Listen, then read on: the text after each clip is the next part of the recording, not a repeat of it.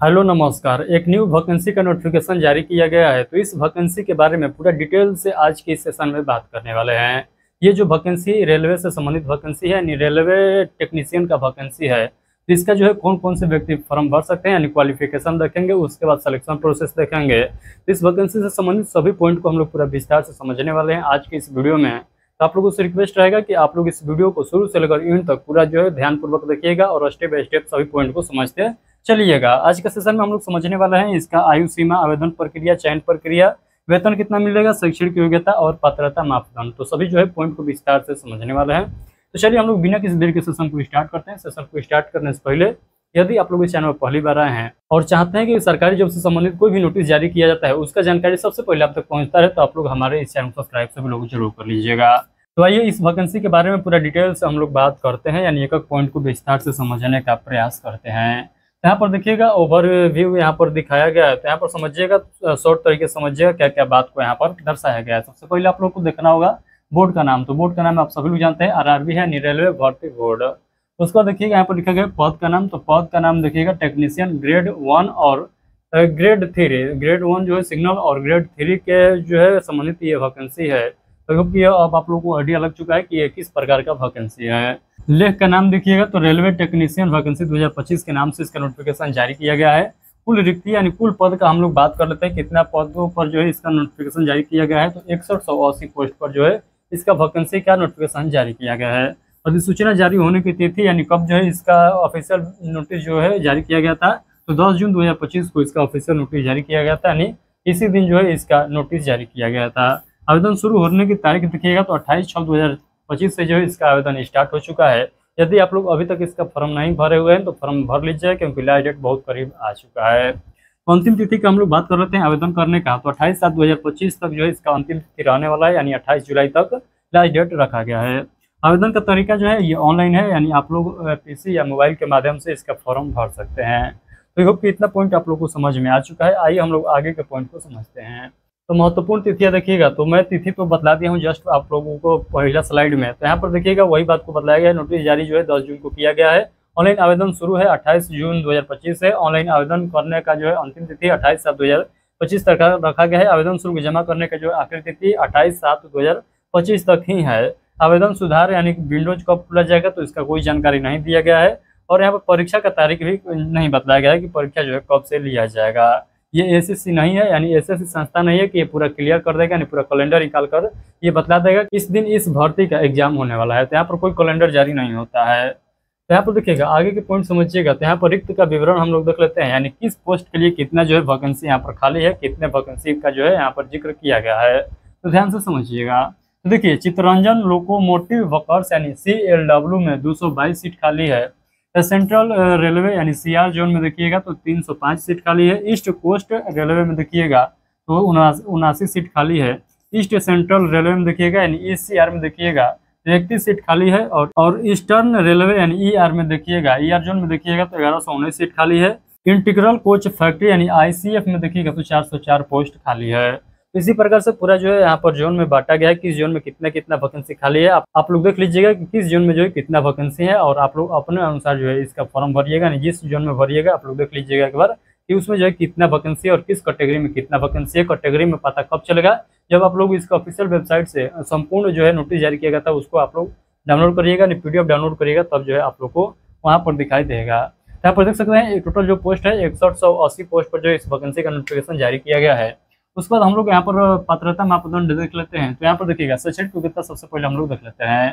तो शैक्षणिक योग्यता में देखिएगा टेक्नीशियन ग्रेड 1 यानी सिग्नल से संबंधित जो वैकेंसी है उसके लिए यहाँ पर क्या शैक्षणिक योग्यता रखा गया है। तो विज्ञान से यानी BSc यदि आप लोग किए हुए हैं और इंजीनियरिंग में डिप्लोमा किए हुए हैं तब आप लोग इसका फॉर्म भर सकते हैं।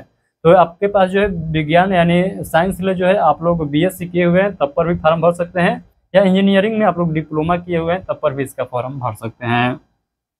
उसके बाद ग्रेड 3 के लिए देखिएगा, यानी टेक्नीशियन ग्रेड 3 के लिए देखिएगा तो यहाँ पर 10वीं पास है तो आप लोग फॉर्म भर सकते हैं। साथ में जो है NCVT या SCVT से मान्यता प्राप्त संस्थान से संबंधित ट्रेड में ITI या 10वीं मैट्रिक पास या संबंधित ट्रेड में अप्रेंटिस कोर्स किए हुए हैं तो आप लोग जो है इसका फॉर्म भर सकते हैं। तो आई होप ये दोनों पॉइंट आप लोग को समझ में आ चुका है। तो आई होप कि इतना जानकारी आप लोग को बेहतरीन तरीके से समझ में आया होगा। आइए हम लोग आगे के पॉइंट को और समझते हैं। यहाँ पर देखिएगा आयु सीमा से संबंधित यहाँ पर पॉइंट को लिखा गया है। तो टेक्नीशियन ग्रेड फर्स्ट के लिए देखिएगा तो 18 वर्ष से लेकर 33 वर्ष के बीच में आपका उम्र पूछ रहा है तो आप लोग इसका फॉर्म भर सकते हैं। वहीं पर हम लोग बात कर लेते हैं टेक्नीशियन ग्रेड थर्ड के लिए, तो आप लोग का उम्र 18 वर्ष से लेकर 30 वर्ष के बीच में है तब पर भी आप लोग फॉर्म भर सकते हैं, यानी इससे ज़्यादा होगा तो आप लोग फॉर्म नहीं भर सकते हैं। उसके बाद यहाँ पर आयु में छूट का बात किया गया है। तो आप सभी लोग जानते हैं कि जिस प्रकार से हर एक वैकेंसी में छूट मिलता है जैसे संबंधित उसी प्रकार से यहाँ पर भी छूट मिलने वाला है। जो छूट मिलेगा 30 वर्ष में आप लोग जोड़ दीजिएगा, उसके बाद जो है आप लोग अपने कैटेगरी के अनुसार देख लीजिएगा कि आपका उम्र जो है उसके अंतर्गत आ रहा है कि नहीं। तो SC ST कैंडिडेट हैं तो आप लोग को 5 वर्ष जो अतिरिक्त छूट मिलेगा। यदि आप लोग OBC कैंडिडेट हैं तो 3 वर्ष का अतिरिक्त छूट मिलेगा। यदि पूर्व सैनिक है तो आप लोग को जो है 3 वर्ष का अतिरिक्त छूट मिलेगा। यदि पूर्व सैनिक में OBC से संबंधित है तो आप लोग को 6 वर्ष जो है अतिरिक्त छूट मिलने वाला है।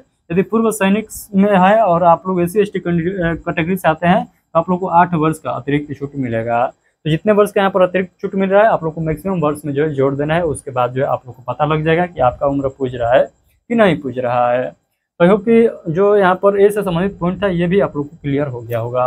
अब भाई हम लोग बात कर लेते हैं आवेदन शुल्क के बारे में, यानी जब इसका आवेदन करिएगा तो कितना आप लोग को पेमेंट करना होगा। तो यहाँ पर देखिएगा यदि आप लोग जनरल OBC और EW कैंडिडेट हैं तो आप लोग को 500 रुपया फीस देना होगा। यदि आप लोग SC ST और ऑल कैटेगरी फीमेल कैंडिडेट है और PWBD कैंडिडेट है तो आप लोग को 250 रुपया यहाँ पर क्या देना होगा, फीस देना होगा।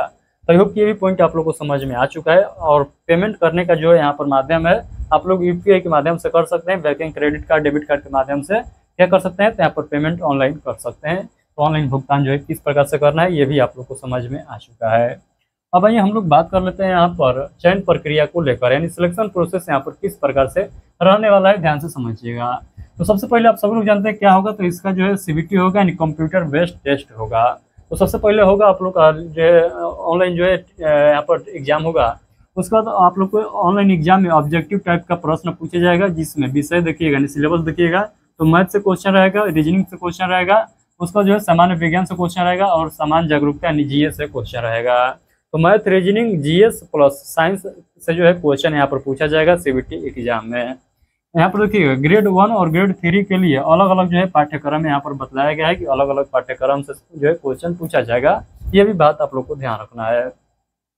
उसके बाद हम लोग बात कर लेते हैं सेकंड नंबर पर दस्तावेज सत्यापन से संबंधित। तो देखिए CBT में जो विद्यार्थी उत्तीर्णित होंगे उनका जो है दस्तावेज सत्यापन होगा, यानी जो यहाँ से परीक्षा पास करेंगे उन्हीं का जो है दस्तावेज सत्यापन होगा, ये बात बताया गया है। तीसरे नंबर पर क्या होगा, तो मेडिकल परीक्षा होगा, यानी मेडिकल जांच किया जाएगा कि आप लोग जो है शारीरिक से जो है फिट है कि नहीं है। तो आई होप कि सभी पॉइंट आप लोग को बेहतरीन तरीके से समझ में आ चुका है कि कितने स्टेप में जो है यहाँ पर सिलेक्शन होने वाला है। तो टोटल जो है 3 स्टेप में सिलेक्शन होगा। पहला जो है CBT एग्जाम होगा, दूसरा में जो है यहाँ पर दस्तावेज सत्यापन होगा और तीसरा में जो है मेडिकल जो है परीक्षा होगा, यानी मेडिकल चेकअप होगा। तो आई होप कि सभी पॉइंट आप लोग को समझ में आ चुका है। जिन लोगों को समझ में आया है सभी लोग थम्स अप कर दीजिएगा। और आइए हम लोग आगे के पॉइंट को और बेहतरीन तरीके से समझते हैं। यहाँ पर हम लोग बात कर लेते हैं आखिर वेतन कितना मिलेगा। ये जो वैकेंसी है 10th लेवल पर है और जो ग्रेजुएशन लेवल पर ये वैकेंसी है इसमें जो है पेमेंट कितना मिलेगा, यानी सैलरी कितना मिलेगा। तो चलिए हम लोग बात कर लेते हैं।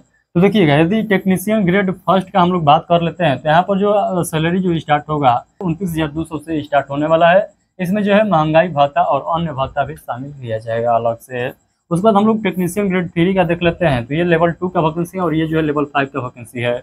इसमें जो है 19,900 जो है मूल वेतन मिलने वाला है, यानी इतना से स्टार्टिंग होने वाला है। तो आई होप कि सभी पॉइंट आप लोग को बेहतरीन तरीके से समझ में आया है कि कितना जो है आप लोग को सैलरी मिलने वाला है। तो यहाँ पर मैं आप लोग को बताया हूँ कि आवेदन का जो अंतिम तारीख है वो क्या है, तो 28 जुलाई 2025 रखा गया है। तो आई होप कि सभी पॉइंट आप लोग को बेहतरीन तरीके से समझ में आ चुका है। तो चलिए इस सेशन को हम लोग यहीं पर स्टॉप करते हैं। और चलते चलते मैं आप लोगों से एक रिक्वेस्ट करना चाहूँगा कि आप लोग चाहते हैं कि कोई भी सरकारी जॉब से संबंधित नोटिस जारी किया जाता है उसका जानकारी सबसे पहले आप तक पहुँचता रहे और पूरा सरल तरीके से आप लोग को समझ में आए, तो आप लोग हमारे चैनल को सब्सक्राइब कर लीजिएगा। क्योंकि कोई भी सरकारी जॉब से संबंधित नोटिस जारी किया जाता है तो उसको पूरा विस्तार से समझाने का प्रयास किया जाता है हमारे द्वारा। तो चैनल को सब्सक्राइब सभी लोग जरूर कर देंगे और इस वीडियो को दूर दूर तक शेयर कर दीजिएगा ताकि जो लोग 10th और ग्रेजुएशन पास है इसका फॉर्म भर सके। तो सभी लोग जो है एक बार अपने दोस्तों के पास इस वीडियो को शेयर कर दीजिएगा। चलिए बहुत बहुत धन्यवाद, मिलते हैं किसी और नोटिफिकेशन के साथ।